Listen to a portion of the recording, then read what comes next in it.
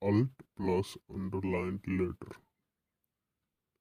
Perform the command for that letter. Alt plus enter. Display properties for the selected item. Alt plus spacebar. Open the shortcut menu for the active window.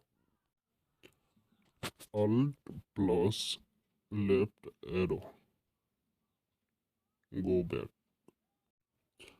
Alt plus right arrow. Go forward. Alt plus page up. Move up one screen. Alt plus page down. Move down one screen. Control plus F4.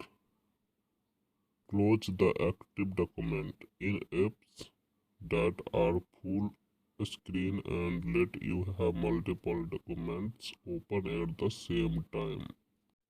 Control plus A. Select all the items in a document or window. Control plus D or delete. Delete the selected item and move it to recycle bin. Control plus E. Open search. Control plus R or F5 function. Refresh the active window. Control plus Y. Redo an action.